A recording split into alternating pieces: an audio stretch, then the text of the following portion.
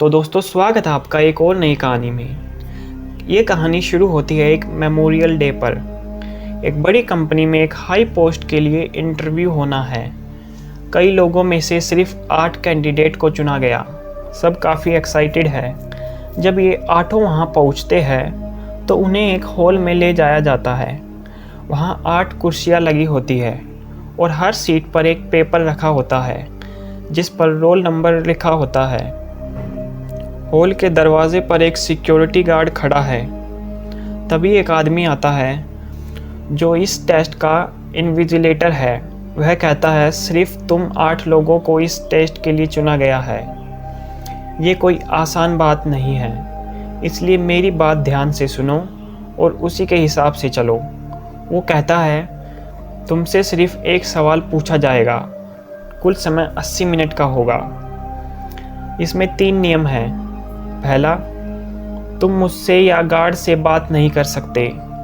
और दूसरा, अगर तुमने अपना पेपर ख़राब किया। और तीसरा, अगर तुमने हॉल से बाहर कदम रखा तो तुम डिस्क्वालीफाई कर दिए जाओगे। फिर वह पूछता है कोई सवाल है? सब चुप रहते हैं। वह आदमी चला जाता है। जब कैंडिडेट्स पेपर की तरफ देखते हैं तो वह पूरी तरह खाली होता है। पेपर पर एक भी शब्द नहीं लिखा होता है। किसी को कुछ समझ नहीं आता। तभी एक लड़की उस पर लिख देती है मुझे यकीन है कि मैं इस जॉब के लायक हूँ। लेकिन तभी गार्ड आकर उसे बाहर निकाल देता है क्योंकि उसने पेपर ख़राब कर दिया था।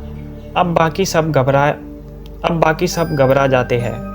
फिर एक लड़का कहता है कि अगर गार्ड या इन्विजिलेटर से बात नहीं कर सकते तो हम आपस में बात कर सकते हैं। किसी ने उन्हें इस बात पर नहीं टोका तो उन्हें भी थोड़ी राहत मिलती है। अब उन्हें लगता है कि शायद इस टेस्ट में सवाल को ढूंढना है, जवाब को नहीं। एक लड़का बोलता है अगर हम सब मिलकर काम करें तो शायद सवाल का पता चल सकता है। अब सब सोचते हैं कि हो सकता है कि ये टेस्ट हमारी टीम वर्क या समझदारी को जांचने के लिए हो, इसलिए ही पेपर खाली दिया गया होगा। जब एक कैंडिडेट अपना नाम बताने लगता है तो दूसरा उसे रोकता है। हमारे पेपर पर सिर्फ नंबर है, नाम नहीं।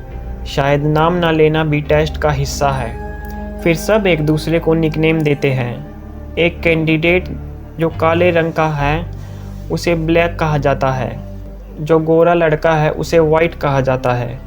सुनहरे बालों वाली लड़की को ब्लोंड नाम दे दिया जाता है। बाकी 2 लड़के और लड़कियां और हैं। एक लड़का एकदम चुप बैठा होता है जैसे उसे किसी चीज़ में दिलचस्पी ही ना हो। फिर बात होती है कि इन्विजिलेटर ने सीट से उठने से मना नहीं किया था। जब कुछ लोग खड़े होते हैं तब भी गार्ड कुछ नहीं कहता। फिर एक लड़की कहती है क्या पता पेपर पर जो लिखा है वो दिख नहीं रहा हो। तभी एक लड़का पेपर को लाइट के सामने लाता है लेकिन फिर भी पेपर पर कुछ नज़र नहीं आता। फिर ब्लोंड कहती है कि शायद पेंसिल से शेडिंग करने पर कुछ उभरेगा। वाइट कहता है कि तुम। तभी ब्लैक उसे रोकता है, याद है ना, अगर पेपर ख़राब हुआ तो बाहर जाना पड़ेगा। क्या पता हर किसी का सवाल किसी और के पेपर पर हो और हमें एक दूसरे के सवाल का जवाब देना हो। ब्लैक कहता है हाँ हो सकता है। ब्लैक कहता है हो सकता है कि सभी को एक ही सवाल का जवाब देना हो। वो सवाल किसी एक के पेपर पर हो सकता है। फिर वाइट खड़ा होकर सबके पेपर को लाइट में चेक करने लगता है। लेकिन जो चुप बैठा लड़का था वह अपना पेपर नहीं देता। फिर भी वाइट उसके पास जाकर चेक करता है लेकिन उसका पेपर भी खाली होता है। अब सब मान लेते हैं कि ज़रूर कोई तरीका होगा जिससे सवाल सामने आए। फिर ब्लैक कहता है शायद सवाल किसी ऐसी स्याही से लिखा है जो नॉर्मल लाइट में नहीं दिखती। तभी ब्लोंड देखती है कि दीवार के एक कोने से नीली रोशनी आ रही है। अब उन्हें लगता है क्यों ना इस पेपर को नीली रोशनी में पढ़ने की कोशिश की जाए। लेकिन दिक्कत है कि ये कमरे की नॉर्मल लाइट बंद कैसे करें और ये नीली लाइट चालू कैसे होगी। इसका कोई स्विच ही नहीं दिख रहा। तभी ब्लैक कहता है ये इमरजेंसी लाइट है। जब बिजली चली जाएगी तभी ये अपने आप चलेगी। तो हमें खुद ही एक ब्लैकआउट करना होगा। इसके बाद सब लाइट तोड़ने लगते हैं, लेकिन कुछ लोग रोकते हैं। अरे सोचो, अगर नीली लाइट जली ही नहीं तो क्या होगा? सब अंधेरे में ही फंस जाएंगे। क्या अंधेरे में यूं ही फंसे रहेंगे? आखिरकार फैसला वोटिंग से होता है। 4 लोग तैयार होते हैं ये रिस्क लेने के लिए। सभी लाइट्स तोड़ दी जाती है। किस्मत से जैसे ही सब लाइट बंद होती है, पूरा कमरा नीली रोशनी से भर जाता है। अब सब बारी बारी से अपने पेपर को लाइट के नीचे रखकर देखने लगते हैं, लेकिन फिर भी पेपर पर कुछ नहीं लिखा होता। अब सब परेशान हो जाते हैं, क्योंकि 20 मिनट पहले ही बीत चुके हैं और अब सिर्फ 1 घंटा बचा है। वाइट कहता है, हमें इस पेपर को ख़राब नहीं कर सकते, ये तो क्लियर है। लेकिन दूसरे के पेपर को, वह पहली लड़की का पेपर उठाता है जिसे बाहर निकाल दिया गया था। उस पर पेंसिल से शेडिंग करता है, लेकिन वहाँ पर कुछ भी नज़र नहीं आता। फिर वाइट सुझाव देता है कि पेपर को चारों कोनों से फाड़कर देखे, शायद कुछ सामने आए। इसके बाद वो पेपर को एक कोने में रखकर उस पर पेशाब कर देता है। सब गुस्से में आ जाते हैं और उसकी इस हरकत पर नाराज़ हो जाते हैं। तभी कोने में बैठा शांत लड़का रोने लगता है। वो कुछ फ्रेंच में बोलता है। एक लड़की बताती है, वो कहता है कि ये टेस्ट तुम्हारी पहचान को उजागर करता है। एक लड़का सोचता है कि शायद ये टेस्ट नहीं बल्कि एक गेम हो। तभी वो सामने लगे एक बड़े शीशे को देखता है और कहता है, हो सकता है कि इन्विजिलेटर और कुछ लोग हमारी हरकतें देख रहे हो, हंस रहे हो। लेकिन एक लड़की कहती है, नहीं, ये कंपनी ऐसी नहीं है। इसके सीईओ की निगरानी खुद होती है। अगर कोई देख रहा है तो वो सीईओ ही है और वो मजाक नहीं बनाएगा। तभी एक चौंकाने वाली बात सामने आती है। इन 8 कैंडिडेट्स को इस कंपनी के नाम तक की जानकारी नहीं थी। असल में ये वही कंपनी थी जो एक गंभीर बीमारी की दवा बना रही थी। ऐसी बीमारी जिसमें मरीज को हर घंटे दवा देनी पड़ती थी ताकि उसके लक्षण धीरे धीरे कम हो। तब एक लड़का कहता है, इस कंपनी ने तो पहले ही सारी हायरिंग बंद कर दी थी, एक बड़े घाटे के बाद। लड़का जवाब देता है, वो तो दुनिया को दिखाने के लिए। असल में हो सकता है कि उन्होंने इलाज खोज लिया हो। लड़का फिर कहता है, अगर ऐसा है तो ये सही दिशा में बढ़ रहे हैं और हो सकता है कि हमें उसी मिशन के लिए चुना जा रहा हो। फिर उनकी नज़र फायर अलार्म पर जाती है। हो सकता है कि उसमें कोई ऐसा केमिकल हो जो फ़ोटो डेवलप करने में काम आता हो, और शायद वही इस पेपर पर लिखा सवाल दिखा सके। तभी एक लड़की जल्दी से जाकर गार्ड की जेब में से लाइट निकाल लेती है। वह सोचती है कि आग की गर्मी से कोई द्रव्य निकलेगा जो पेपर पर कुछ दिखा सके, लेकिन सब जो ऊपर चढ़कर उसे जलाने लगते हैं तो लाइटर की लो उस तक नहीं पहुंचती। तब वाइट उसे नीचे से एक पेपर पकड़ा देता है और कहता है, इसे जलाकर उसके पास ले जाओ। लेकिन जैसे ही आग लगती है, अलार्म बजता है और वो देखते हैं कि जिस पेपर को जलाया गया वो उसका ही क्वेश्चन पेपर था, और इसी वजह से गार्ड ने उसे बाहर कर दिया। अब सिर्फ 6 लोग बचे हैं। ब्लैक वाइट पर गुस्से से चिल्लाता है, तेरे मुंह पर गुस्सा मार दूंगा। उसी वक्त कमरे की सारी लाइटें बंद हो जाती है। ब्लॉन्ड गुस्से में कहती है, तूने ये क्या किया? तभी पास खड़ा एक लड़का बोलता है, उसने कहा लाइट्स आउट, और इसी के साथ सारी लाइटें गुल हो जाती है। अब एक लड़का कहता है लाइट्स ऑन, और उसी पल सारी लाइट्स वापस जल जाती है। अब सबको समझ आता है कि ये लाइट्स वॉइस कंट्रोल से चल रही थी। तभी कोने में बैठा एक शांत लड़का गुस्से में रोने लगता है। वाइट उसके पास जाता है और कहता है, तुम अपना पेपर क्यों नहीं फाड़ते? वो भावुक होकर अपना पेपर फाड़ देता है। इसी के साथ गार्ड उसे भी बाहर कर देता है। जाते वक्त उसके चश्मे गिरकर टूट जाते हैं। गुस्से में ब्लैक वाइट को घूंसा मार देता है। वाइट ज़मीन पर गिरकर बेहोश हो जाता है। ब्लैक उसे एक कुर्सी पर बांध देता है। कुछ देर बाद उसे होश आता है वो कुछ बोलना चाहता है लेकिन ब्लैक उसके मुंह से पट्टी नहीं हटाता। तभी एक लड़की उसकी पट्टी खोल देती है। वाइट धीरे से बोलता है, मेरी दवाई दे दो। अब ये खुलासा होता है कि वाइट उस बीमारी से पीड़ित है जिसकी दवा ये कंपनी बना रही थी। उसे हर घंटे वो दवा लेनी होती है। वो कहता है, मुझे सवाल पता है लेकिन पहले मुझे दवाई चाहिए। जब उसकी जेबें टटोलने जाते हैं तो कुछ भी नहीं मिलता और फिर ये बेहोश हो जाता है। तभी एक लड़का उस लड़की पर शक जताता है जिसने पट्टी हटाई थी। वो कहता है तुम इसी कंपनी की हो ना, तुम्हारा काम हमें भटकाना है।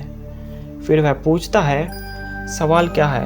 लड़की जवाब देती है, मैं भी उम्मीदवार हूँ और मैंने अब तक सीईओ को नहीं देखा है और मुझे भी नहीं पता कि सवाल क्या है। तभी देखा जाता है कि वाइट का शरीर कांपने लगता है। ब्लोंड कहती है कि ये सब ड्रामा है, लेकिन ब्लैक कहता है, नहीं, ये ड्रामा नहीं कर रहा, मेरी बीवी को भी यही बीमारी थी। तब ब्लोंड कहती है, तो क्या उसके पास सच में दवा थी? इसका मतलब दवा यहीं कहीं है। अब सब एक दूसरे की तलाशी लेते हैं पर दवा नहीं मिलती। फिर एक लड़की उस लड़के के पास जाती है जिसने शक किया था और पूछती है कि तुमने जो च्युइंगम चबाई थी वो कहाँ रखी थी। वो देखती है कि उसकी च्युइंगम में ही वो दवा है। वो उसे उठाकर वाइट को देने जाती है, लेकिन वही लड़का उसकी हथेली पर मारता है जिससे दवा नाली में गिर जाती है और किसी को दवा नहीं मिलती और अब किसी के पास दवा नहीं है। लड़की कैमरे की ओर देखती बोलती है, इन्विजिलेटर साहब, क्या आप ये नहीं देख पा रहे कि ये मर रहा है? गार्ड आता है और उसे बाहर कर देता है क्योंकि उसने नियम तोड़ा था। फिर ब्लोंड एक पिन में से वो दवा निकालकर वाइट को देती है। अब सिर्फ चार कैंडिडेट बचे हैं। सभी वाइट से कहते हैं, अब तो सवाल बता दो। वाइट कहता है कि इस सवाल का जवाब उसी में छिपा है। आखिरी बचा कैंडिडेट ही इस सवाल का जवाब है। वो भागता है गार्ड की ओर क्योंकि उसके पास बंदूक होती है, लेकिन ब्लैक उससे पहले बंदूक पकड़ लेता है और वाइट पर तान देता है। वाइट कहता है, तू मुझे मारना चाहता है तो चला गोली। ब्लैक गोली चलाता है पर बंदूक चलती नहीं। वाइट बंदूक छीनता है लेकिन तब भी वो काम नहीं करती। फिर समझ आता है कि ये गन सिर्फ गार्ड की फिंगरप्रिंट से चालू होती है। वो गार्ड के पास जाते हैं और गन एक्टिवेट करते हैं। वाइट गन तानता है उस लड़के पर जो अब तक बचा था, भाग जाता है और वो डर के मारे भाग जाता है। अब सिर्फ 3 लोग बचे हैं, ब्लोंड, वाइट और ब्लैक। वाइट ब्लैक से कहता है, अब तुम्हारी बारी है कमरे से बाहर जाने की। ब्लैक कहता है, मैं क्यों जाऊं? तो ब्लोंड कहती है, ठीक है, मैं जाती हूँ। जैसे ही वो दरवाजे तक पहुँचती है, बोलती है, लाइट्स आउट, और लाइट बंद हो जाती है। वो छिप जाती है। वाइट अंदाजे से गोलियां चलाता है। जब वह कहता है लाइट्स ऑन, तो दिखाई देता है कि ब्लैक ज़मीन पर गिरा है, उसे गोली लगी है। अब उसकी आंखें बंद हो चुकी है। वाइट देखता है कि ब्लोंड का एक पैर अभी भी कमरे के अंदर है, लेकिन वह खुद बाहर खड़ी है। वाइट सोचता है कि वो अकेला बचा है, यानी उसे ही यह जॉब मिल गई। वो कमरे के सामने जाकर कहता है, मैं ही आखिरी बचा हूँ, इसलिए जॉब मेरी है। तभी गार्ड अपनी घड़ी दिखाता है और कहता है, समय अभी बाकी था। दरअसल जो शांत लड़का बाहर निकाल दिया गया, उसने अपनी घड़ी का समय आगे कर दिया था। वाइट को लगा कि समय ख़त्म हो गया है। उसने गार्ड से बात की, इसी वजह से वह बाहर कर दिया गया और अब सिर्फ ब्लोंड बची है। ब्लोंड उस शांत लड़के के टूटे हुए चश्मे से अपने पेपर को देखने लगती है। अब उसे दिखता है क्वेश्चन 1 लिखा है, लेकिन कोई सवाल नहीं है। तभी इन्विजिलेटर और एक आदमी आते हैं। समय पूरा हो चुका था। वो आदमी असल में वही शांत उम्मीदवार था ब्लोंड को समझ आता है कि वह उस कंपनी का सीईओ था जो पूरे वक्त उनके साथ बैठा था। ब्लोंड उसके पास जाकर कहती है नहीं। सब उसकी सही बात सुनकर हैरान हो जाते हैं। असली सवाल वही था जो इन्विजिलेटर ने शुरुआत में पूछा था कि क्या कोई सवाल है, और ब्लोंड ने जवाब दिया था नहीं। इसके बाद वो माफ़ी मांगती है और कहती है कि मैं ये जॉब ठुकराती हूँ। पूछने पर बताती है कि मैं ऐसी कंपनी में काम नहीं कर सकती जो दूसरों की ज़िंदगी से खेलते हैं। फिर इन्विजिलेटर ब्लैक के पास जाता है और ब्लोंड से कहता है देखो ये अभी भी जिंदा है। असल में वो गोली किसी को मारने के लिए नहीं थी, उसमें एक खास कैप्सूल था जो शरीर में घुसते ही घाव को ठीक कर देता है। वो दवा सिर्फ एक बीमारी को ही नहीं और भी कई बीमारियों को ठीक कर सकती है। पूरी दुनिया इससे खोज रही थी और अब ये कंपनी इसे बना चुकी है और इस मिशन के लिए वो कैंडिडेट्स को हायर कर रहे हैं। ये सुनकर ब्लोंड खुश हो जाती है और जॉब को स्वीकार कर लेती है।